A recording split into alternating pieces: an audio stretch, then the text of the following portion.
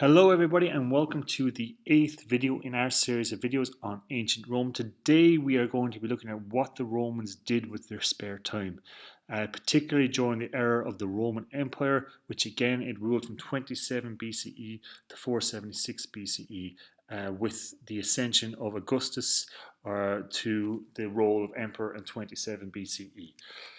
So again, we start our presentation with our learning outcomes. So by the end of this presentation, you guys should know 3 facts about the public baths. You guys should also know 3 facts about chariot racing. And finally, you guys should know 3 facts about gladiator fighting. So Rome had become enormously wealthy from the empire that it had conquered. And they made sure that entertainment was something that was very cheap and it was accessible to everybody, just to keep the people within, particularly the city of Rome, happy. With slaves there was an awful lot of unemployment. We looked at the grain dole where 250,000 people were getting free grain every day from, or every month from Augustus before. So there was people with a lot of spare time on their hands, so they tried to make sure that entertainment was cheap and accessible to them to keep the people happy. And one of the main things that the Romans loved to do was to use the public baths. The baths were very cheap. Children were allowed to go for free. Men and women they would bathe separately. They also believed that there were nearly 1,000 baths in the city of Rome alone. So the baths were like a mixture of like a leisure center, a bathing area, and a gym. People would go to bathe, but they'd also go there to work out. The bathhouses were built around 5 kind of main areas.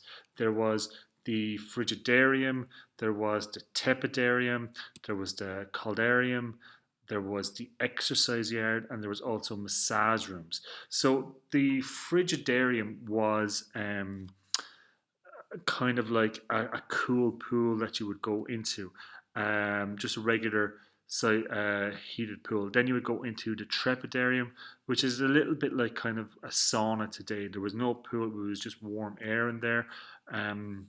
And finally, they would use the caldarium, which had a heated pool, kind of like a jacuzzi without the bubbles. Romans in the baths didn't use soap to remove dirt or dead skin. They used something called a Stirgil, which you can see here. They'd scrape the dead skin and dirt off themselves. So another popular activity for the Romans to go to see was chariot racing. So chariots were carriages that were pulled along by 4 horses with 2 charioteers in the chariot behind them. The races took place on an oval track, which was known as a hippodrome. The most famous stadium was the Circus Maximus. It held about 250,000 people. That's 250,000 people would jam into these places to see the chariot races. It was joined to the emperor's palace so that the emperor could come in with easy access to the Circus Maximus. The emperor would have his own special boxes. Patricians again would have special boxes. It would generally be free to the plebeians. To start a race, the emperor dropped a cloth to start the race. There could be up to 25 races a day, and each race usually lasted about 7 laps of the hippodrome, which is around 8 kilometers.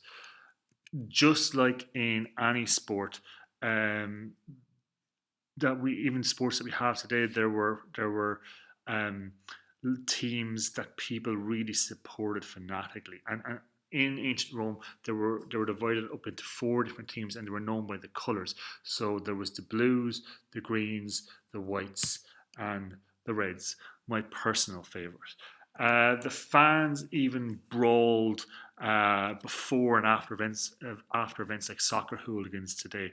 There were also lots of fatal crashes at the races, and sometimes the charioteer or the person who was driving the chariot would have to cut themselves out of a crashed chariot using a small knife before they'd be trampled on by other chariots. So it was a pretty brutal and vicious and dangerous sport to be a part of. Another source of entertainment was the gladiator fights. These gladiator fights usually in Rome would take place at the Colosseum, and the fights could go on for weeks at a time. The Colosseum, it held nearly 50,000 people. As we saw before, a lot of the gladiators who went to fight in the Colosseum, these were captured slaves, and these were trained at the gladiator school, or the Ludus. There were up to 25 different types of fighter, and each type of fighter wore different armor and had different weapons. For example, the Rotarius here, he fought using a net, which you can see in his left hand, and a trident, which he had in his right hand, while a Murmillo, who we can see up here, he would carry the shield, and he carried a sword called a gladius, which we met when we were looking at the weapons that the Roman soldiers would use. Sometimes, to make contests more interesting, gladiators would have to fight blindfolded or against wild animals like tigers or lions. Emperor Trajan, who was one of the five good emperors we mentioned in the last video. He ruled from 98 CE to 117 CE, and he held games that actually lasted for 123 days, which made him massively popular. These were seen as a real treat by the Roman peoples, and when the games were going on, people were very happy. Over 10,000 gladiators fought in these 123 days, and 11,000 animals were killed in this time.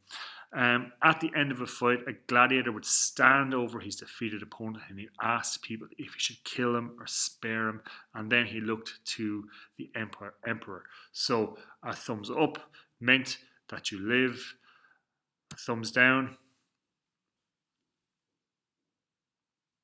it meant that you die. So it was a particularly brutal form of entertainment that went on at the gladiators in the gladiator fights at the Colosseum. Not quite as brutal, and definitely not quite as popular was the Roman theatre. So the theatre was also a form of entertainment in Rome, and while they didn't produce plays that were as famous or as well remembered as those in ancient Greece, they did have big theatres, and one theatre in particular was built in Rome. It held 27,000 people, and it was built around 55 BCE. People needed to be entertained at these things, and if they weren't entertained, they would boo the performers. So a lot of emphasis was put on special effects and things like that, as opposed to a really solid story. So again, this brings us to the end of our presentation. So now you guys should know 3 facts about the public baths. You guys should know 3 facts about chariot racing. And finally, you guys should be able to tell me 3 facts about gladiator fighting. That's it. Hope you guys learned something good from this video.